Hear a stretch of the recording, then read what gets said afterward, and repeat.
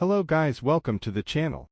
I hope that Africa can take a note, and I hope that South Africa can take a note from the brave leadership that we've seen in the Sahel region of Africa. People like Captain Ibrahim Traore, Mr. Chiani in Niger, people who are fighting for true sovereignty. Today's video is about activist Jackson Hinkle advising African leaders to invest in nuclear weapons for sovereignty.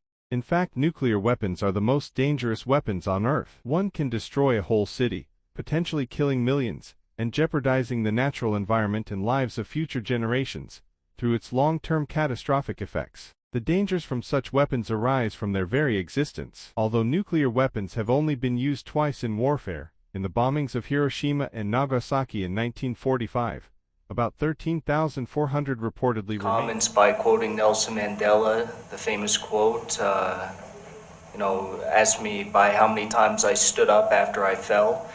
I'd like to quote one of my American comrades, the former President Franklin Delano Roosevelt, who said, "I ask you to judge me by the enemies that I have made."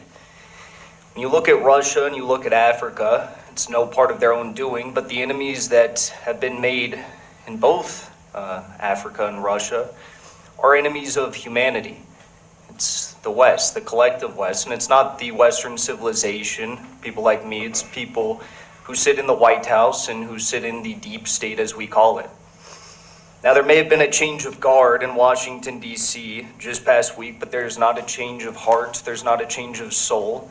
If you look at the Secretary of State that was just selected, Marco Rubio, he is a neoconservative that wants to continue the subjugation of Africa, continue the subjugation and slavery of Latin America, and wants to continue the policies that have brought about so much of the misery, the sorrow, and the chaos that we have seen in Africa and Latin America and the whole global South for decades upon decades, far before I was ever born. I hope that Africa can take a note, and I hope that South Africa can take a note from the brave leadership that we've seen in the Sahel region of Africa. People like Captain Ibrahim Traore, Mr. Chiani in Niger, people who are fighting for true sovereignty, and who understand that humanity and war are equals, that war is just about being human, and that if you're not willing to threaten everything for the collective existence of your civilization, then you have no dignity, you have no honor at all. Russia understood that, and that's why they went in to go liberate the people of the Donbass, those who were suffering under the persecution of the Nazis in Kiev for years and years and years, back since even before 2014, when there was the Orange Revolution in Kiev in 2004, backed by the United States. So I see a lot of great minds coming out of South Africa. I see a lot of great movements coming out of South Africa, but until you're willing to actually stand up to the beast in the United States, like me and many of my comrades are trying to do right now, there will be no true sovereignty for South Africa. You'll have the same old, you'll have the continued economic order. Of course, South Africa was able to do away with the discrimination that plagued this country during apartheid. But did the economic order really change? I don't think so.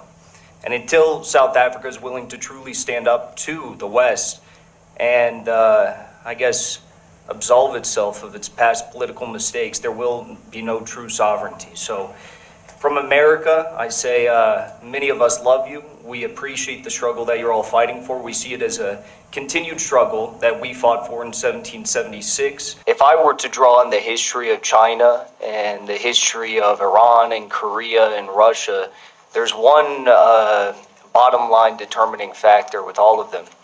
And that's that before their revolutions, before they commanded respect, the situation in each one of those countries was not great. Whether it was being indebted to Western banksters, whether it was a series of illegal coups or regime change operations or assassinations, these countries did not command respect on the global stage to the Western imperialists.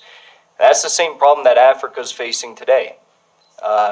There is no respect that is commanded to the imperialists except for in the new confederation in Mali, Niger, and Burkina Faso. And we've seen Russia come in and help secure the region against the U.S.-backed threats from Al-Qaeda and other terrorist groups. But ultimately, I think that Africa needs to learn from China, from Korea, from Iran, and from Russia, who first had these beautiful revolutions that commanded the respect. Then they developed their militaries, they developed nuclear bombs, they developed all these sorts of things, and then they built their economies. We're sitting here and we're talking about being in the United Nations, having a rotating seat in the United Nations Security Council. We're talking about the economic plans of Africa in the future, new currencies, African Union. All of that doesn't mean a whole lot if the West is going to come in and trample all over you. What good is a seat at the United Nations if they're not going to listen to you? The United States has to listen to China. They have to listen to Russia because China and Russia have a bunch of nuclear bombs that are already pointed at every Western city. Now, of course, I support Africa having nuclear bombs. I understand we're far away from that, and maybe it's a bit controversial to say that. But what I think we also need to understand is that Africans are dealing with the same issues that the American citizens are dealing with under our own regime. Americans are dealing with fraudulent elections. We're dealing with censorship. We're dealing with the monopoly of land and private capital. And until Americans and Africans are able to command respect, then there really is no future for either of our peoples. Ultimately, to sum up, I want to bring in the point of Ukraine as well, because Ukraine did something very interesting recently. Zelensky realizes that the front line in Ukraine is collapsing. The Russians are moving in. So what did he do? He threatened the ability for Ukraine to be able to develop nuclear bombs. He said Ukraine can develop a nuclear bomb in several weeks. And then everyone got very worried about that. I think the West needs to get very worried about the potential for Africa to assert its own sovereignty and command respect in the same way that we're seeing in the new Confederation states, but all across Africa.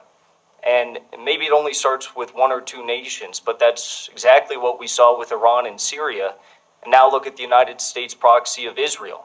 Israel's collapsing because they understand that the strength of Iran and the strength of Syria with the backing of Russia is, it's completely incomparable to the strength of Israel, who would undoubtedly lose in a conventional war against these nations and their proxies all across the region.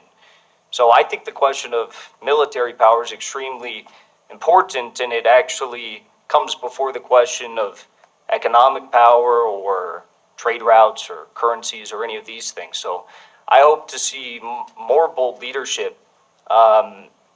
Even in the case of Niger, Victoria Nuland was too afraid to tell Nigeria to invade Niger because she understood the military power of these Sahel states with the backing of Russia. They wanted to do an ECOWAS invasion, and with the intervention of Russia and China and the military backing in the Sahel states, they understood in the United States that this was a no-go, that they couldn't do it. So I hope in my lifetime, I'll end here, that we'll see a nuclear Africa. We're already seeing Russia. Rosatom is talking about bringing nuclear reactors into Burkina Faso, but I hope one day it's nuclear bombs. What do you think? Is nuclear weapons the only way for Africa's independence? Thanks for watching, and make sure to like, share and subscribe for more content.